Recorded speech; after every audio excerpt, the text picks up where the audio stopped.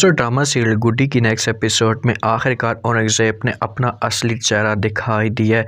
लेकिन अभी तक गुड्डी को इस बात का नहीं पता कि भाई मेरा चाचू इस हद तक गिरा हुआ इंसान भी हो सकता है।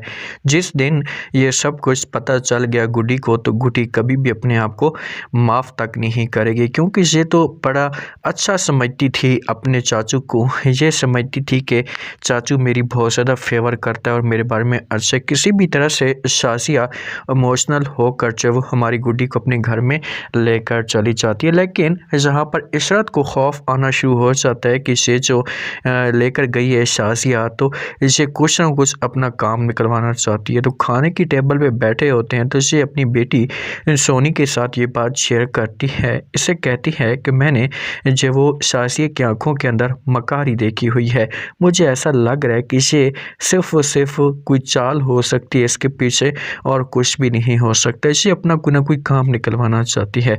जब सोनी ये बात सुनती है तो समझाने की कोशिश करती है और कहती है कि देखो माँ जी, आप पुलिस इस तरह की बातें क्यों करती हैं, ऐसा कुछ भी नहीं हो सकता, कभी भी ऐसा काम नहीं कर सकती, उसकी वो चाची है चाचू है, तो ऐसा वो कैसे सोच सकते हैं। तो आगे से इशरत जब ये बात सुनेगी तो ये सोनी को समझाएगी और कहेगी कि तुम बच्ची हो, तुम्हें नहीं पता इस बारे में, मैं सब कुछ जानती हूँ, मैं ऐसे शुरू से पहचानती हूँ कि ये किस किस्म की औरत है और ये क्या करवाना चाहती है। लेकिन सोनी अपनी माँ की बातों के ऊपर यकीन नहीं करेगी, अपनी माँ को इनकार कर माँ को बार बार समझाने की कोशिश करेगी और कहेगी कि माँ जी ऐसा कुछ भी नहीं है, आप भी ऐसी सोच मत रखें और प्लीज़ अपने आप को पॉजिटिव रखें। लेकिन इशरत ये बात जहांगीर के साथ भी ज़रूर शेयर करेगी, उसे भी खुलकर बताएगी कि भाई इस मामले पे ये सब कुछ मुझसे हो रहा है। जो सोनी का भाई है ना, जिस दिन से गुड्डी यहाँ से गई है तो वो भी बेचारा बड़ा उदास, बड़ा परेशान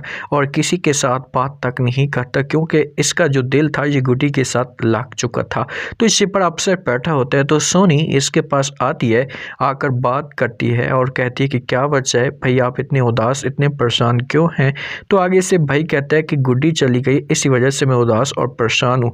तो सोनी गुस्सा करती है और कहती है कि भाई आप लोगों ने क्या ड्रामा बना कर रखा हुआ है, गुड्डी गुड्डी कर रहे हैं, कुछ मुझे बता सकते हैं। तो आगे से भाई जो होता है ये सोनी को कहता है कि आज इस जगह पर अगर मैं मौजूद हूँ तो ये सिर्फ और सिर्फ गुड्डी की वजह से मौजूद हूँ, अगर गुड्डी ना होती तो मैं इस घर में भी ना आ सकता। तो यहाँ पर सोनी कहेगी क्या मतलब तुम्हारा, तुम क्या बातें करना चाहते हो, खोलकर बात करो। तो वो फिर ये होगा भाई, ये सारी की सारी कहानी बताएगा कि भाई किस तरह से हम वहाँ से रिहा हुए हैं, गुड्डी ने कैसे हमारी हेल्प की, और स्वीटी की भी बात करेगी। तो जब स्वीटी के बारे में सोनी सुनेगी बातें तो फिर उसके दिल में जो मज़ीद शक होगा इसे यकीन में तब्दील होना शुरू हो जाएगा कि वाकई स्वीटी जो है इसे गुड्डी की हेल्प करने वाली है, वाकई आज यहाँ पर स्वीटी जादूगरनी है। जो औरंगज़ेब है ना, ये शाजी के साथ बात करता है और कहता है कि भाई गुड्डी को हमने हर लिहाज से खुश रखना है ताकि हम अपना काम निकलवा सके। इसके लिए अच्छे अच्छे ड्रेस लेकर आते हैं, अच्छे अच्छे कमरे लेकर आते हैं कपड़े, और रूम के अंदर जो एक पिक्चर्स होती हैं, सैंपल होते हैं, लगाना शुरू कर देते हैं।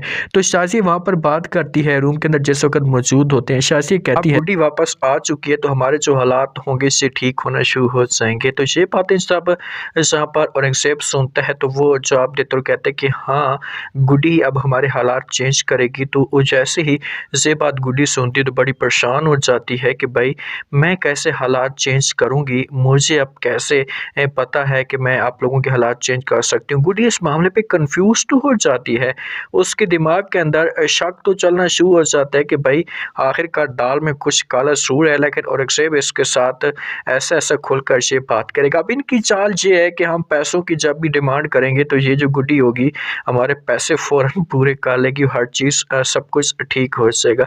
औरंगज़ेब जो होता है ये शाजी के साथ इस मौजू पे डिस्कस करता है, इससे कहता है कि भाई हम जो वो जहांगीर के साथ भी बात करेंगे, मशवरा करेंगे और उसे कुछ लालच देंगे तो फिर वो हमारी बात मान लेगा और हम गुड्डी के घर को बेचने की कोशिश करेंगे। जैसी ये बात शाजी सुनती है तो ये जवाब देती है और कहती है कि भाई आपको क्या लगता है कि वो अब बात मान पाएगा। तो जहांगीर कहता है कि वो ऐसा इंसान है कि अगर हम उसे लालच देंगे, उसके सामने ऐसा की बात करेंगे तो भाग कर बात मानेगा और किसी किस्म का कोई भी तमाशा खड़ा नहीं करेगा। तो यहाँ पर ये जो मामलात होंगे इन दोनों के बीच में तय हो जाएंगे और औरंगज़ेब जो वो ये बात करता भी है गुड्डी के साथ और कहते हैं कि हमसे हमारे पास किसी भी तरह से कुछ पैसे एक दफ़ा आ जाए।